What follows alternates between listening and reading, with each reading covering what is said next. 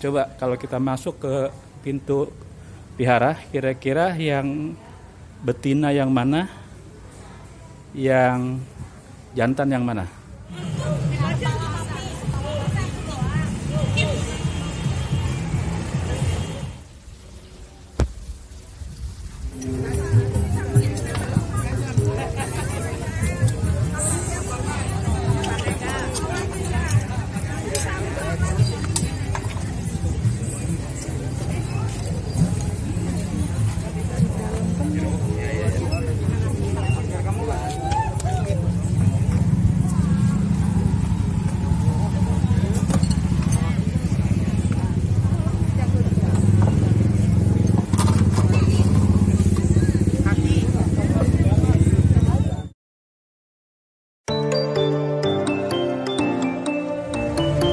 Halo, selamat sore. Ketemu lagi dengan channel Joko Langen. Saat ini saya lagi berada di kawasan Glodok Pancoran, Chinatown Jakarta atau Pecinan ya. Hari ini 8 Februari, hari Kamis, 2 hari sebelum hari tahun baru kalender Tionghoa ya. Jadi hari ini kita akan lihat keramaian menjelang 2 hari menjelang tahun baru ya, tahun baru Imlek. Maka ini sangat ramai sekali pengunjungnya, banyak yang jual pernak-pernik untuk merayakan tahun baru.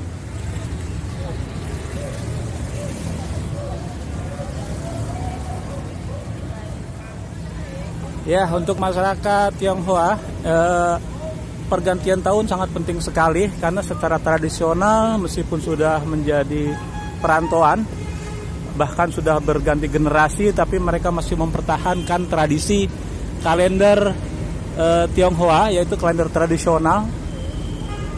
Tahun ini akan memasuki tahun 2575. Artinya kalau tahun Masehi itu 2024, jadi kalender Tionghoa itu lebih tua 551 tahun ya. Jadi ini selisihnya. Kemudian tahun ini itu peralihan dari tahun kelinci ya, sionya, ke tahun naga kayu katanya. Ini merujuk dari perputaran kalender sio dari kalender Tionghoa.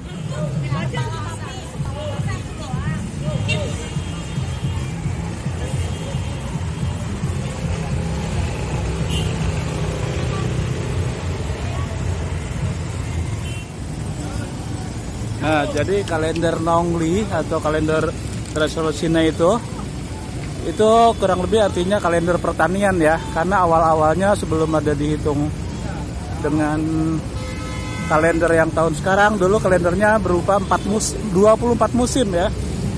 24 musim, seperti musim mau turun salju, turun hujan, mau masuk kemarau, selesai salju, jadi ada 24. Akhirnya disimpelkan karena berbagai negara itu menggunakan kalender sendiri-sendiri, dulu masih banyak negara, akhirnya digabung tuh kalendernya sama zaman waktu sebuah kaisar Qin ya, digabung menjadi satu kalender semuanya karena dia menaklukkan daratan Cina. Setelah puluhan hanya digabung kalendernya. Kemudian kalender itu dihitung seluruh negeri Cina menggunakan satu kalender karena di bawah satu kekuasaan maharajanya ya. Nah, setelah itu dihitung kembali sama dinasti Han, kemudian sama Qing ya, tahun 1900-an itu disempurnakan lagi ya sampai sekarang.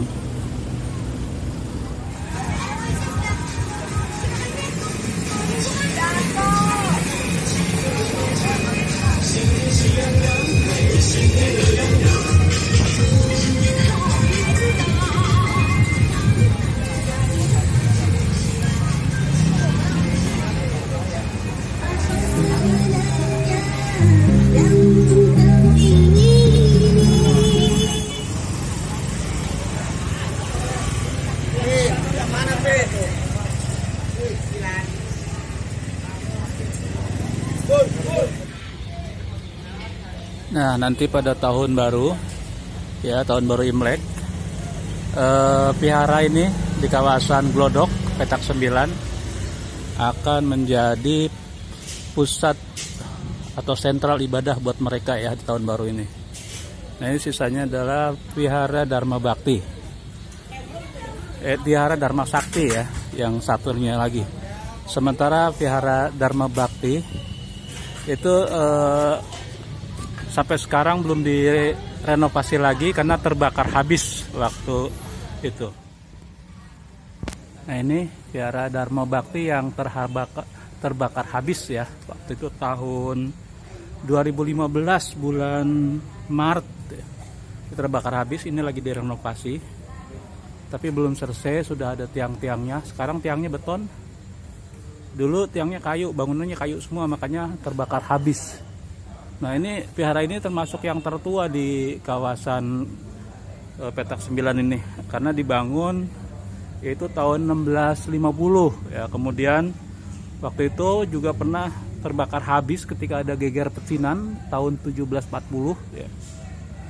Cukup lama nggak dibangun-bangun, kemudian 15 tahun kemudian 1755 dibangun kembali ya. Nah sejak 1755 terbakar lagi itu tahun 2015. Jadi ini salah satu situs budaya juga, situs keagamaan yang disayangkan banyak pihak, baik penganut agama yang berada di sini maupun pencinta budaya dan sejarawan maupun pemerintah ya. Komunitas Tionghoa juga sangat bersedih dengan kejadian kebakaran ini.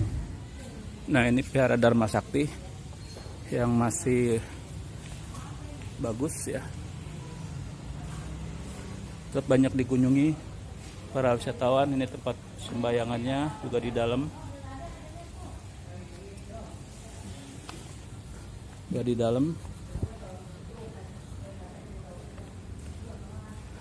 Nah ini pintu gerbangnya, kita nggak masuk ya. Nah di depan vihara ini selalu ada, di depannya itu dijaga oleh sepasang dua ekor singa ya tuh, kanan dan kiri. Ya baiklah, ini sepasang singa ini ya, ini adalah betina dan jantan ya. Ada yang tahu mana yang jantan dan mana yang betina? Ayo.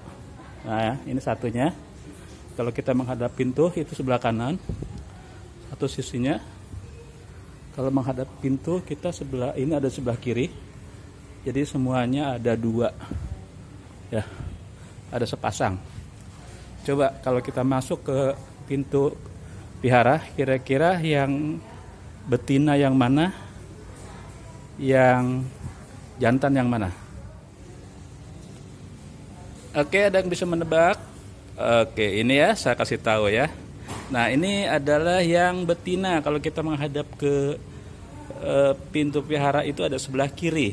Cirinya apa? Cirinya adalah dia kakinya menggenggam seekor anak singa ya, jadi induk ya, menggenggam seekor anak singa. Sedangkan yang jantan kita lihat ya, kalau kita masuk ke pintu vihara itu ada sebelah kanan ya. Ini yang jantan, ciri khasnya apa? Tuh, menggenggam kakinya, menggenggam bola dunia ya.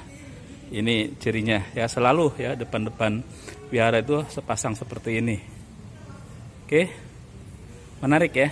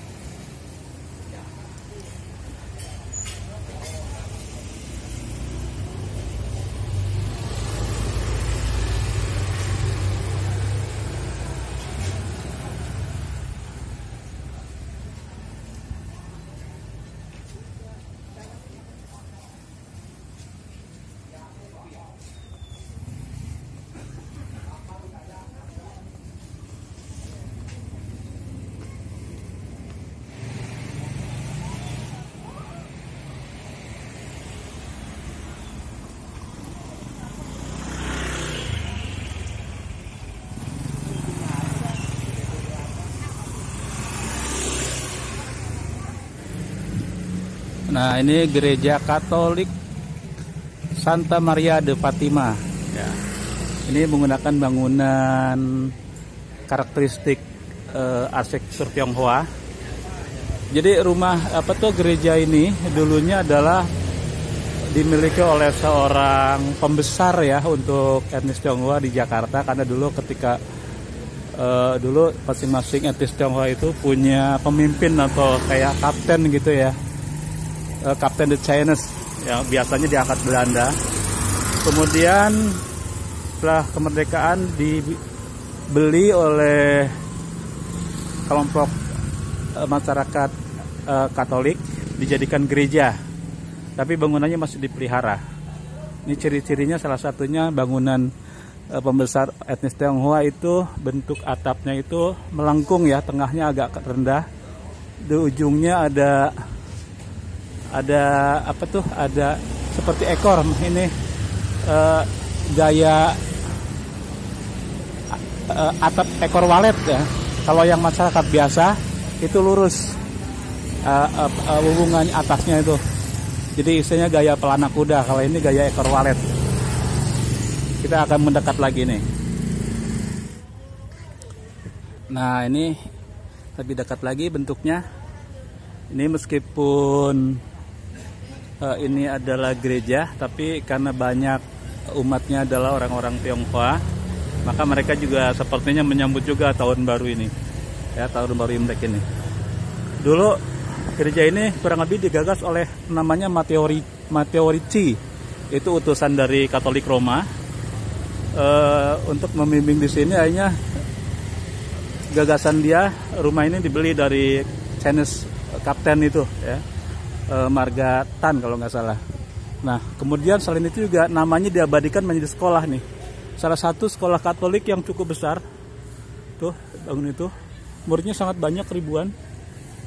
Kanan kiri namanya sekolah Ricci ya, dari jadi sekolah TK sampai SMA itu ada di sini. Ini salah satu sekolah Katolik. Banyakan di sini yang ikut beribadahnya adalah etnis Tionghoa yang beragama Katolik. Nah, ini buat umat Katolik yang mau melihat jadwalnya nih ya, jadwal Misa Kudus nih, hari biasa jam 6, hari Sabtu itu jam 6, jam 18. Kemudian hari Minggu itu ada 3 kali tuh. Khusus untuk Minggu sore itu ada khusus bahasa Mandarin ya. Jadi untuk sore Minggu itu ada khusus bahasa Mandarin tuh. Mungkin meskipun sudah banyak yang bisa bahasa Indonesia, tapi mungkin masih ada orang-orang yang ingin mempertahankan bahasa tradisionalnya ya, bahasa leluhurnya bahasa Mandarin. Jadi diadakan juga bahasa Mandarin. Dan gereja Santa Maria de Fatima ini juga sudah dilindungi oleh SK Gubernur ya, bahwa gedung ini dilindungi undang-undang monumen ya, sejak tanggal 10 Januari 1972 ya. Jadi memang sudah diamanatkan untuk dilestarikan nih gereja ini. Yayasan Ricci ya, sekolah Ricci. Ini ada KB kelas belajar ya, TK, SD, SMP, SMA. Jalan Kemenangan 3, Jakarta Barat. Nah, Ricci ini diambil dari nama Matteo Ricci ya, salah satu misionaris dulu yang datang ke Jakarta. Kemudian mengembangkan gereja Santa Maria de Fatima. Jadi namanya diabadikan untuk menjadi nama sekolah dan muridnya banyak sekali, ribuan. Dikelola oleh Yayasan Ricci Jakarta.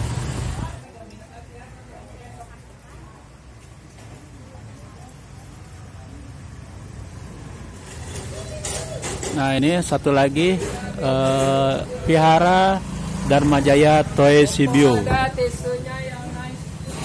Ini di Jalan Kemenangan 3. Dekat sekolah Ricci, dekat gereja Santa Maria de Fatima.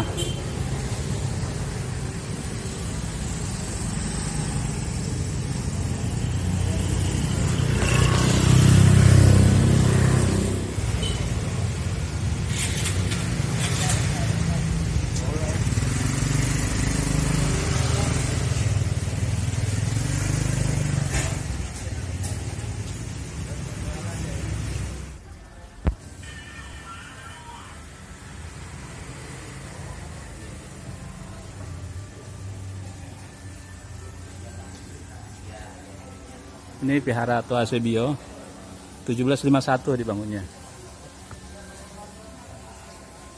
Ini Vihara Tua Sebio dibangun 1751.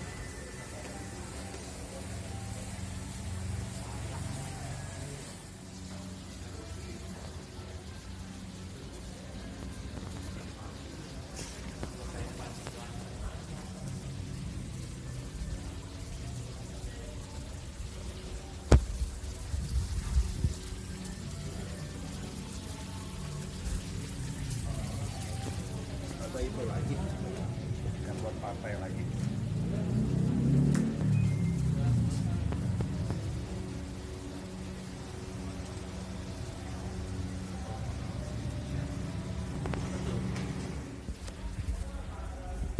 Vihara Tua Sebio.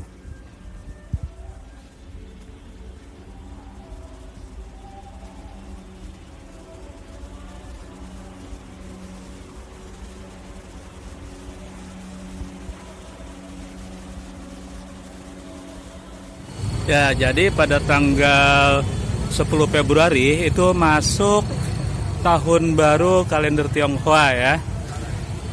Jadi tahun baru itu memasuki tahun 2575.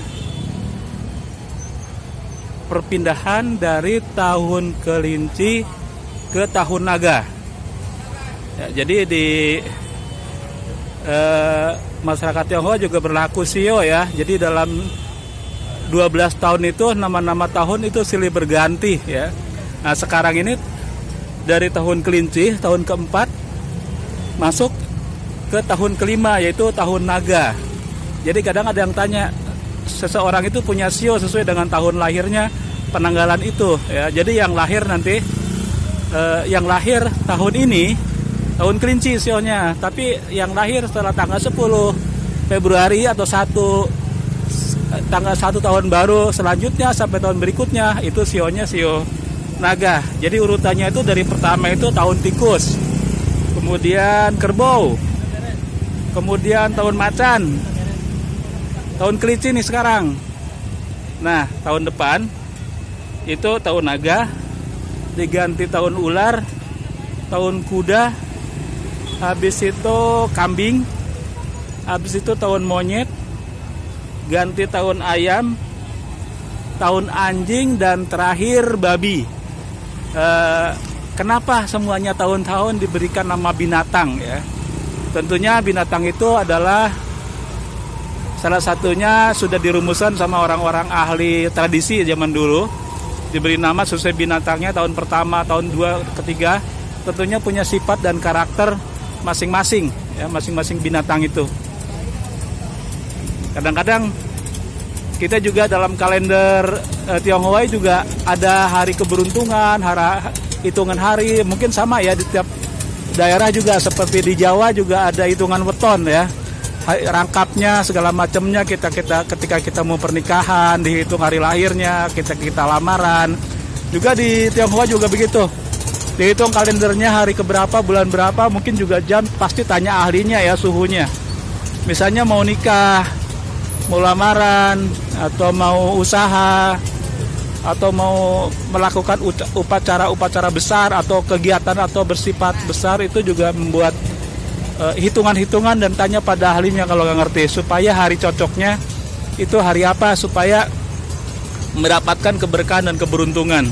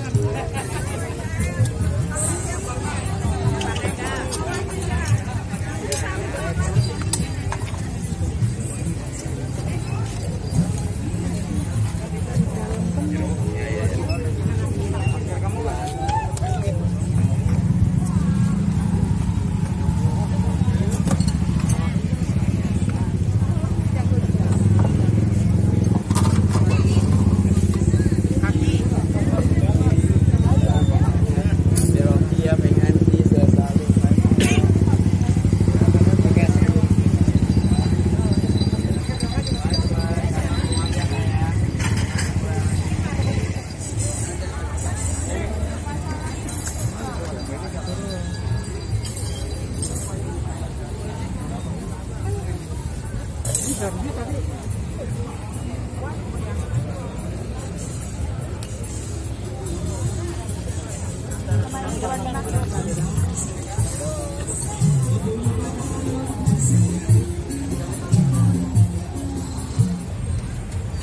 ini adalah toko kue khas di daerah Chinatown ya.